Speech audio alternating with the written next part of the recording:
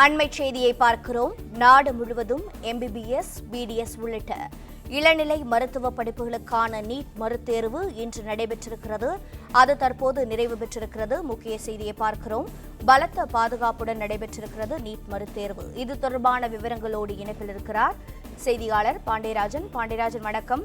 பலத்த பாதுகாப்போடு நீட் மறுதேர்வானது நாடு முழுவதும் நடைபெற்றிருக்கிறது. தற்போது மாணவர்கள் வினாத்தாள் எப்படி இருந்ததாக கூறுகிறார்கள்? மேலும் தகவல்கள் என்னென்ன? மருத்துவ இளநிலை படிப்புகளுக்கான நீட் தேர்வு இந்த ஆண்டு மே மாதம் 3ஆம் தேதி நடைபெற்றது. அப்போது இந்த வினாத்தாள் கசிவு காரணமாக நாடு முழுவதும் நடந்த நீட் தேர்வு ரத்து செய்யப்பட்டு நீட் மறுதேர்வு இன்று நடைபெற்றது. நீட் தேர்வு தொடங்கியதிலிருந்து ரத்து செய்யப்பட்டு முதன்முறையாக நடைபெறுவது இதுவே முதன்முறையாக பார்க்கப்படுகிறது. இந்நிலையில் ராணுவ உதவியோடு அந்த நீட் தேர்வு நடத்தப்பட்டிருக்கிறது. குறிப்பாக இந்திய விமானப்படைக்கு சொந்தமான ஹெலிகாப்டர் மூலமாக பாதுகாப்பான முறையில் வினாத்தாள்கள் அந்த மண்டலங்களுக்கு கொண்டு செல்லப்பட்டது. அங்கிருந்து மத்திய பாதுகாப்பு படையினுடைய உதவியோடு அந்த இருக்கக்கூடிய தேர்வு மையங்களுக்கு வினாத்தாள்கள் கொண்டு செல்லப்பட்டது. அந்த ஜிபிஎஸ் பொருத்தப்பட்ட கருவிகள் என முற்றிலும் பாதுகாக்கப்பட்ட வசதிகளோடு வினாத்தாள்கள் தேர்வு மையத்தில் கொண்டு செல்லப்படக்கூடிய நடவடிக்கைகள் எல்லாம் மேற்கொள்ளப்பட்டிருந்தது.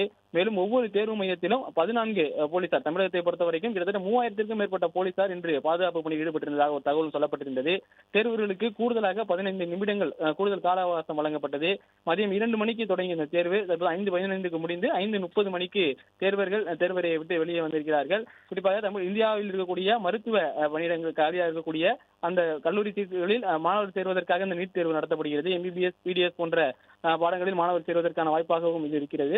இந்த முறை முதல் நடந்த அந்த தேர்வில் குளறுபடி ஏற்பட்டதன் காரணமாக மறுதேர்வு நடைபெற்றது.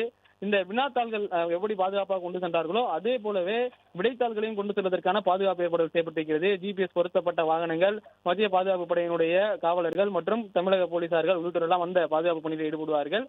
கிட்டத்தட்ட இந்த தேர்வை பொறுத்த வரைக்கும் 22,29,000 பேர் விண்ணப்பித்த நிலையில் 22 லட்சத்துக்கும் மேற்பட்ட எழுதியிருக்கலாம் என்கின்ற வகையிலும் தகவல் வெளியாக இருக்கிறது.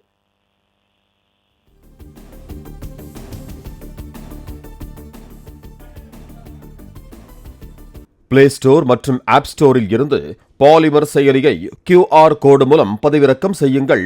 செய்திகளை உடனுக்குடன் பெறுங்கள்.